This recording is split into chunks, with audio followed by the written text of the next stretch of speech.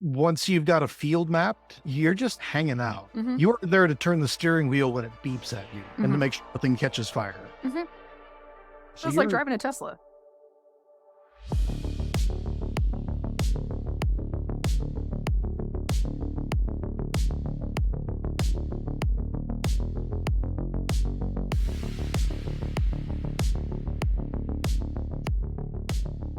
Welcome. You are listening to Farm to Tabor. Today we're talking with the pseudonymous Dave, former tractor repair guy, combine repair guy, and current IT guy. He's going to talk to us about right to repair, some of the technology, and especially the business models behind why combines are like that, why right to repair is an issue in agriculture, how much of an issue it really is in agriculture. Some of the information may surprise you. Say hi, everyone, Dave. Hi, Dave. Welcome, Dave. Great to be here. It's good to have you. Great to be talking again. It's been a minute.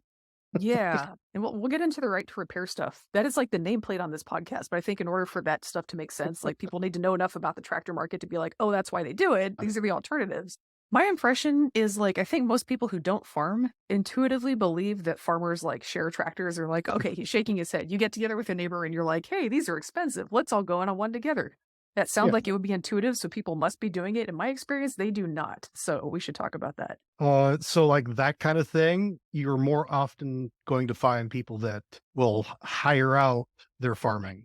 They will hire out a tractor because, you'll have one big farmer buy, a 4,000 series tractor or whatever it is, Mhm. or I guess it's a 6,000 series tractor. And they're like, okay, this thing costs, $500,000. Mhm. We need to make more money off of it. Well, Farmer Brown down the road can't, he's got 200 acres. He's not going to buy a $500,000 tractor to farm his 200 acres. Hire one of the big farmers to come and do his farming for him. Well, and then it's only a hop, skip, and a jump to like, well, he's already doing all your field work, so you might as well just rent to him. And Yeah. and then everybody goes, these big farms are eating everything up. And I'm like, really? Because it looks to me like a bunch of small farms are extracting rent from the big ones that are actually doing things. Yeah. There's Yeah. so many ways to look at this situation. And the rent thing is also like, sometimes they're not so great at balancing out what rent costs should be. So it's like, oh, I'm leasing it out at, $10 an acre, but my neighbor is leasing his out at $40 an acre. But, since it's the Midwest, you cannot talk about money. Right? Right? Yeah. People kind of do this whole thing about like, oh, farmers don't talk about money because, modesty and blah, blah, blah. And I'm like, that's not why. That's not No. why. It's the same reason why your employers don't want you talking about money. It's because Mhm. Mhm. they want to keep that gravy train going of low costs and high profits. Right. Yeah, if we can just create this culture of like, well, it's indiscreet, it's indelicate to talk about money, and you're not a team player if you do it, and it's just bad. It's just bad. It's just bad. Stop. I find the reason that it's so common for people outside of agriculture to assume that, like, of course, farmers must share equipment, or like, even if there's a formal, like, we each have a 25% share of this tractor, right, arrangement. People Yeah. tend to assume that must be the case, I think, because we all grew up on Little House of the Prairie, where it kind of talks about like, oh, well, there were threshing rings and people did corn husking bees and blah, blah, blah. And I'm like, I suspect that was a smaller part of the American farm story than we think it was, for one thing. And then second, like the ownership picture on those is a little bit different. I think threshing rings Yeah. actually, like somebody owned the threshing machine and then everybody like took a turn renting it. Yeah. Yeah. And that's what it was. And a lot of times it would be renting it for, X amount of however much you used Mhm. or however much you made. Mhm. It's like if you threshed, 600 bushel, the person who owned the machine would get 10% or whatever. Mhm. Yeah. Kind of Uh, a plowshare situation, but not really. Yeah. It's like a sharecropping on a machine kind of thing. Yeah, sharecropping. Yeah. Well, it's wild too, because I feel like, again, if you get your information about agriculture from Little House on the Prairie, and this isn't a dig on people who read Little House on the Prairie, this is a dig on the people who wrote Little House on the Prairie. Uh, They didn't do a whole lot of research. yeah, it's very much like, it was two authors as a mother-daughter team. Laura Yeah. Ingalls Wilder was a child and didn't know what finances were. Yeah. And And her daughter was like, straight up, I want to write some libertarian propaganda. Hey, mom, let's pick up some stories from your childhood that you only half remember and spin them into what I need them to be. Um, so it's in this kind of like mythologized universe where this big, expensive harvest rig or this threshing rig just exists. And the way it's presented is like from a child's viewpoint. We don't talk about how much it costs because, I mean, the adults probably didn't do it very much either. Yeah. But they would have known because they, like paid the money. So There's a we're kind of reason why they were renting it and didn't have their own. right. Yeah. So we're presented with this child's eye view of agriculture where like giant equipment just shows up and it doesn't cost money. And if that's how you've been trained to see agriculture by someone who wrote libertarian propaganda for a living, if that's your point of entry into this industry, then you look at the modern situation where all this equipment costs a lot of money. I don't think anybody ever stops and says, wow, farm equipment used to be free, but it just used to like arrive and then like everybody used it. And we don't talk about the money part. I'm like, it always costs money. They just didn't talk about it. Well, I will say that the price of equipment has probably outpaced the value. Yeah. Oh, for sure. Like, a John Deere tractor costs $500,000. Hmm. Yeah. Okay. There are cheaper alternatives, but that's the one that everyone's going to go to. Yeah. I feel like John Deere is a great place to start with that. So you mentioned, it's kind of, it's the one that people go for. And we've also talked about how like, well, it's not necessarily because it works better than the other equipment. So I would love to explore what is the mystique of John Deere. So a lot of the mystique around John Deere, well, any of the big brands, John Deere, Case IH, used to be Cat Challenger, now it's just Challenger. It is the brand recognition, right? It's like, oh, you can see that green combine from a mile away, literally. So people are going to know, oh, he spent a lot of money on that. Are you It's like, suggesting it's conspicuous consumption? it is, absolutely. Farmers don't do that. Uh, Also, there's like tax deductions and all that because it's like, oh, I'm on the new equipment rotation. And some of that does come back to how John Deere has set up their business model. Mhm. They don't like selling new equipment to farmers directly. They like selling new equipment to custom harvesters.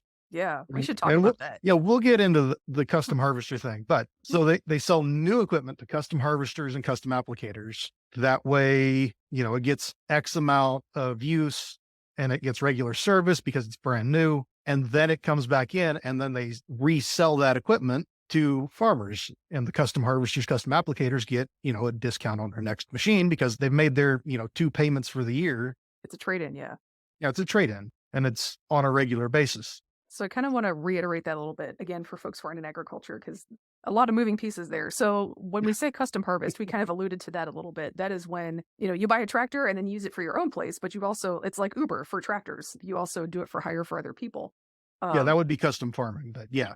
Yeah. Custom harvesting is the same concept, but there's just massive crews that come down out of, Canada and come all the way down to South Texas. And then they go all the way back up, just working their way back up with the harvest. Right. Yeah. So it's, I think we've all heard of migrant farm labor, but there's tractor crews that do that too. It's like fleets of tractors that are like on the road. It's just kind of like following the wave of harvest. And I think it was you who told me this, they'll start every season with a new set of equipment and kind of like write it over the season. Well, they try to. So in an ideal world, what happens is we have these crews of custom harvest machines. So like, say you're a company and you're like, I'm just going to buy a fleet of combines and get some H2A guys to drive them. And I'm going to send them out on the road. Farmers are going to call us and come say, do my place. We're going to ride these machines as hard as they can go. I don't want to say 24/7 because humans still have to sleep sometimes, but like 18, 7. Yeah, a lot of hours. Mm-hmm. The thing you need to worry about with harvesting specifically is you're always going to be fighting the dew point because as the humidity level rises, it's going to be harder and harder to cut. And it's just like cutting grass, like if it's wet and it doesn't go well. Yeah. Yeah. But since grains have to be so dry already to cut, you're really fighting that moisture all the time. So in an ideal world, you're doing that. You're moving through the countryside, like going north or going south, depending on when the season is. And whatever county you're in, there's a John Deere dealership nearby to take the thing in for its regular servicing. Yep. So you're just kind of doing that. And then when you get to the end of your season, ideally, if there's enough combines, then you trade that sucker in and, either immediately or like the next season, you get a fresh combine with a discount because you did a trade in. Yeah. So as a custom harvester, like that's one business model, and they usually get the first crack at tractors. The John Deere dealerships will take them in at the end of that custom harvest term, recondition them, and then sell used tractors to farmers who more like stay put. And so if you're a farmer buying John Deere, odds are it's going to be a reconditioned used one that's already been through a fleet. Yep. And it's not necessarily a bad deal because anytime it comes in like that at the end of the season, it will go through a warranty process. Like if you blowed up an engine or you're, shooting oil out the back, you can get that warranty. They also offer like an extended warranty program. I believe it's called Power Guard still. And that again is like, you can extend your warranty out another 2-3 years, I think. They're still very expensive. So, it's not a bad deal. There's just a certain type of farmer that always has new John Deere equipment in their barn. I went to University of Florida. They have their land grant university, and their ag school had to deal with John Deere. So it was just John Deere everywhere. And I remember going on a trip up to the Midwest, and they were like, it was a field trip, right? They're like, okay, kids, you're going to see how real agriculture works because it's a Southern school. And I had already worked in corn in the Midwest. So I was just like, yep, here we go. And and we hit this one farm, and it's got like this $2 million barn full of John Deere, right? So a tractor, combine, and an applicator. Combine, tractors, a highboy, all this stuff. And a highboy is a fancy sprayer on stilts, so you can go over tall corn. Well, see, now I've never seen anything shorter than that. Yeah. I mean, like, You can it was like tell a I'm- sprayer rig, on stilts, right? Yeah. Well, you can tell I right? was like from corn country because it's like I've never seen a short sprayer before. Right? You're like, is that a lowrider? What is that? Yeah, what is this? Has it got the hydraulics? Or Those hydraulics are kind of neat. right. But yeah, so this guy has like this barn full of like millions of dollars worth of John Deere equipment. It all looks pretty new. And he's like, yeah, we farm like 3,000 acres worth of corn and can't make ends meet. And the only reason we can keep operating is my daddy owns a silo. And I'm just like, he owns a grain elevator. And I'm like, So that's a really expensive hobby that you got there. Did you really need that 4090? Yeah, I was just like, there's a lot of new John Deeres in here for a guy who can't make ends meet. I think I've had your problem, bro. And that comes back to, do you really need a John Deere? Would you be better off with a Versatile or a Case IH, or I guess a Case IH Ford New Holland, whatever. They're all Whatever the you're same. calling it these days. Yeah. Do you even need a tractor that big? Would a large Kubota suit you better?